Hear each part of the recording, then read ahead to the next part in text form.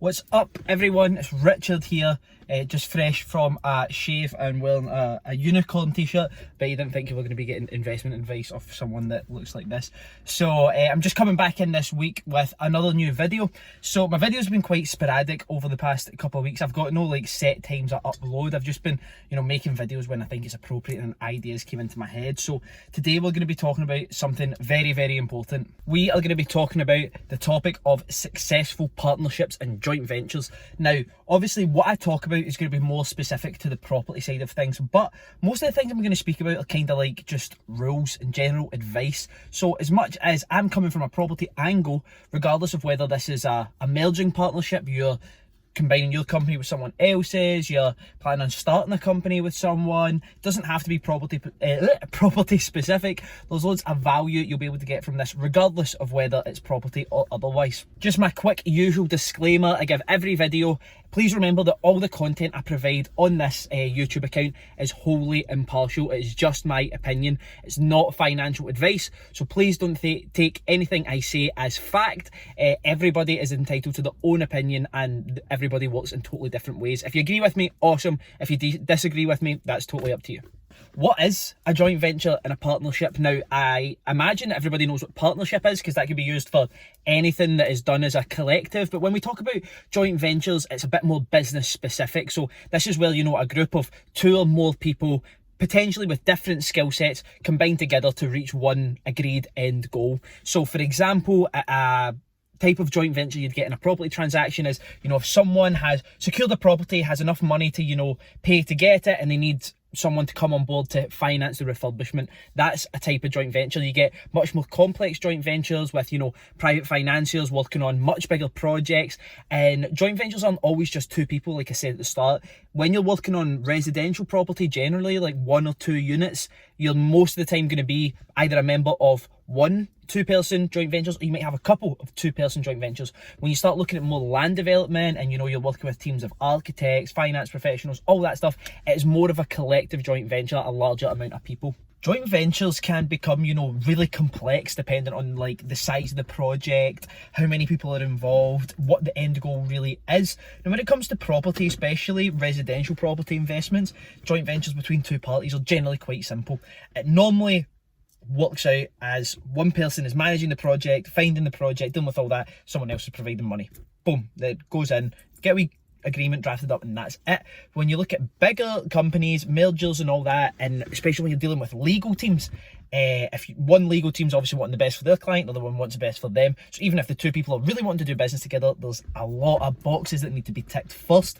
So what you also need to remember is joint ventures aren't always between friends. Now, that doesn't mean joint ventures between enemies happen a lot. That's not what I mean, but you do see a lot of joint ventures and partnerships. Two guys that went to school together, one's a joiner, one's a plumber, and they make a company together and they 50-50 it, and that's great, right? That's where friends become partners. But when I look at my joint venture partners, I am friends with all of them. I go for food with them, play tennis together, all that kind of stuff. But they started off as a business relationship and then became my friends. So don't think that joint ventures only happen between friends. I know some people that have joint ventures with people that they actively probably disliked, to be honest, because it was of great financial or professional gain to them. And that's what it's all about. Joint ventures are not just about like individual success, but getting to that end goal, and that end goal generally involves making money of some description. Even if you're a non-profit or a charity, it might be hitting a certain target of fundraising or something like that. When it comes to kicking off the actual joint venture, whether it's a property joint venture or otherwise, the outlines of what you expect from that joint venture needs to be clearly defined from day one. Right? Not day two, not day three. You need to know what is expected of both parties, right? That's because I've seen some joint ventures end up one person doing everything, the other person not really doing very much, and it's still being a 50-50. What you need to do is make sure you're joint venturing with someone whose skills or availability or access to assets or funding or whatever complement yours. Because if you're like, right, I'm really good at X, I need someone that's really good at Y, and the only person is really good at X as well, there's not really much point in that joint venture, because it's like having a sandwich with nothing in the middle. You've got two bits of bread, fantastic, put them together, That's like it's a Govan sandwich. I mean, it's not really what you're after. So you need to make sure that you're joint venturing with someone whose skills or access, availability to capital, knowledge, all that kind of stuff complements you. Another, really big part of joint ventures that loads of people forget about is effective communication. So when you're dealing with what I would call in my company a hands-off investor, they get quarterly updates. So you get quarterly updates of what we're up to as a company, because they're a hands-off investor. Nothing is expected of them apart from the financial commitment that was done at the start, So they don't need a lot of updates. When it comes to joint ventures, it is more of a partnership. It's a work together. So it's important that you communicate effectively from both sides. This can be hard if you're a control freak. I don't find I'm a control freak. I find I'm a knowledge freak, so I need to know everything that's going on, even if it's not something I'm organising, but just to be kept in the loop so I can make informed decisions with my part of that joint venture. So if you're doing a joint venture with someone, you need to make sure that you keep them clearly updated about everything you're doing. Keep a timeline of your works, how that project's going forward. Obviously, I'm talking from a property perspective, so if someone has given you joint venture financial backing, like JV funding, you should be saying, okay, Dave, we've finished the kitchen today, blah, blah, blah, blah, we're this far away from completion. When the survey's done to how much the house is worth, you're going to let them know that. You need to keep them in the loop more than you would with a hands-off partner. You also need to know how you're going to want to exit that JV. Now, JVs generally are not forever, right? The same way business partnerships are not always forever. And I find JVs, especially in property, are normally on a deal-to-deal basis. So people using JV partners, it's someone that they can pick up the phone and say, right, come in on this project, the same as last time, they get the project done, that project's finished, and that person goes away. That's how I tend to see JVs in property happening more often. So you need to make sure the exits of that JV are clearly defined, because they're probably going to come at some point. Now, there are going to be situations where people have explosive breakups. It's like a relationship, I guess, sometimes, right? Well, it is a relationship, just not a sexy one, do you know what I mean? So you need to make sure that however that exit goes, it's clearly defined who gets what. So am I bringing in 50% of the money and getting 50% of the profit? Am I bringing in 50% of the money but you're doing everything, so I'm getting 30% of the profit? Like, you need to make sure that whatever the end goal of that JV is, say it's to make £100,000 on something, well, how's that getting split? Because you don't want to be at the end and for that person to go, well, why are you taking 50 grand? I thought I was getting 60 because I'd done all that work. Well, no, it's a joint venture with 50-50 in it. You need to make sure from day one, even if you're 5 years away from that exit, you need to know what you're going to do with the money or the division of shares or whatever at point of exit. The point I made earlier about having someone whose skills complement yours, the whole X and Y analogy I made, is fantastic, right? But there are points where there needs to be similarities. I believe that you need to be like-minded people. If you're trying to do something that's going to make a lot of money, and the person you're dealing with isn't on board with that as their end goal, maybe you're building a luxury property and that person's an architect, and the pleasure they get from that is in how it looks. They don't care what profit is made. They just want that as part of their portfolio, and they're happy to provide a bit of funding and do the plans for that. But you're wanting to make a serious wedge on that house when it comes to the point that the architect, for example, is told, by the way, if we do the type of staircase and you want to do or fit the type of windows you want, we're going to go over budget and we're going to make less money. That person's like, sound, don't care. Whereas you'll be like, oh my God, that's not really what I want. I want to make money on this. So you need to make sure that you're like-minded, probably as individuals, but also in what you actually want to get from this, and that you're going to the same place. You don't want in your joint ventures to be taking passengers. You want to be taking someone who's on the journey with you. Another thing loads of people don't really get, and I was actually bad for this at the start, is having, realistic expectations. So when I say I was bad for that, what I used to do was to take on a lot. Not because I didn't feel like that, because I didn't think I could do it. I was trying to please people too much. Oh yeah, so we need this thing for that project. I can do it.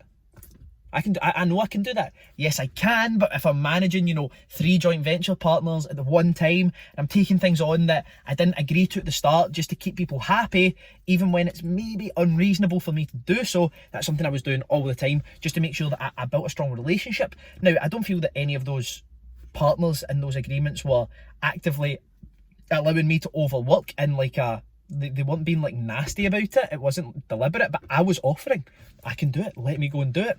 So you need to make sure that the expectations are realistic.